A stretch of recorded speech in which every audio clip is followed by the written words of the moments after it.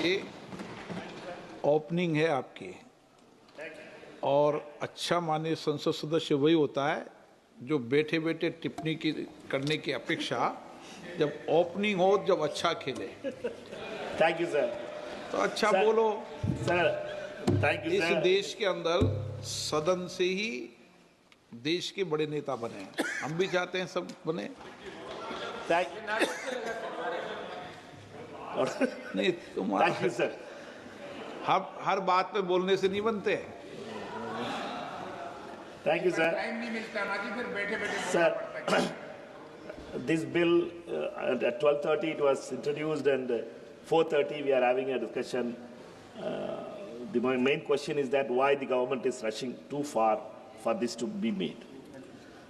This House has debated many bills, sir, some technical, some transactional, some routine. But today's bill is none of those.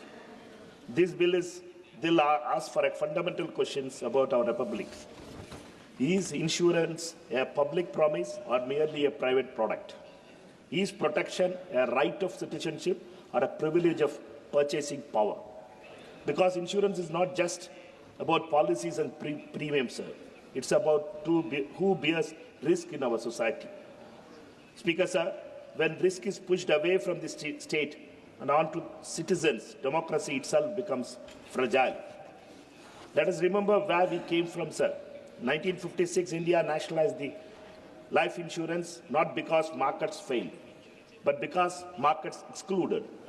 Indira Gandhi said, the purpose of nationalization is not profit but protection. LIC was born not as corporation, but as a constitutional instrument of social security. It insured farmers with uncertain incomes, workers without formal contracts, families whose only asset was hope. And for decades, LIC did what private capital could not. Went to villages, took long-term risks, invested in national development. That's the Congress idea of insurance. Not extraction, but inclusion. Not speculation, but solidarity. What this bill really does, Speaker, sir, this bill is wrapped in comforting words, Sabka Bima, Sabki Raksha. But let us read the fine print. Section 3AA allows 100% FDI in insurance, not 74%, not shared control, but complete foreign ownership. That means pricing decisions made outside India, investment priorities set by global boards, profits repatriated abroad, and all in a sector that controls household savings, long-term capital, and a social risk pooling. This is not reform, sir. This is withdrawal of the state. The government claims that this is the necessity for capital. But, Speaker, sir, facts matter. Many private insurers have not even used the existing 74% FDI limit, sir. If capital was the real problem, why was the 74% not enough, sir? The truth is uncomfortable. This decision is not driven by necessity.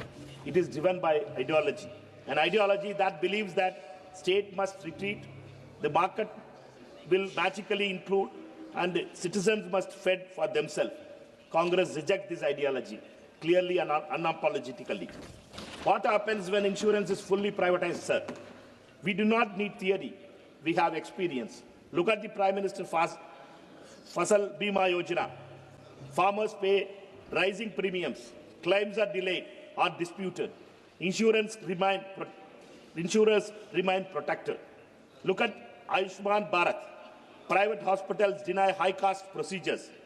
Cashless care becomes conditional. States report unpaid bills running into lakhs of crores. When profit enters into accountability, without accountability, risk quietly exits the insurer's balance sheet and enters the citizen's life, sir.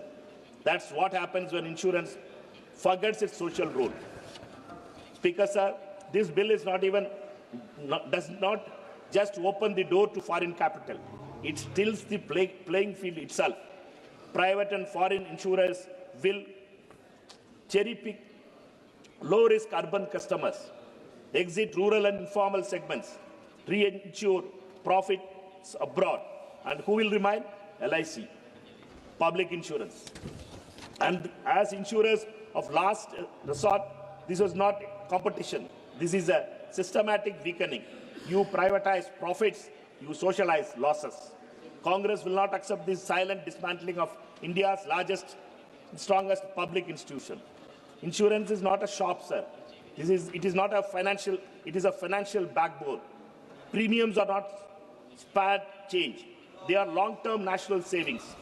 With 100% FDI, dividends flow out, reinsurance payments flow out, decision-making flows out. At a time when India needs domestic capital for infrastructure, climate resilience and social protection, this bill allows an outflow of patient capital. That is not nation building, sir. This is the financial dependency. Speaker, sir, we are not standing here to defend stagnation. Congress believes in reforms, but reform with responsibility. Our alternative is clear. Strengthen LIC and public insurers, expand coverage through public-private balance, not surrender. Use regulation to enforce inclusion. Treat insurance as a social infrastructure. We believe growth must be shared, not siphoned. Let me end where I began, sir. The bill asks a question. Will India say protection is a right or protection is a product? Will we say the state stands with citizens in the uncertainty, or citizens must negotiate risk alone? Speaker, sir, Congress chooses the republic over the market, citizens over corporations, protection over profit.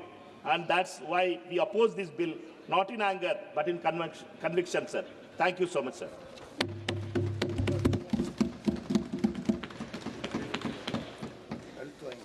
Shri Koda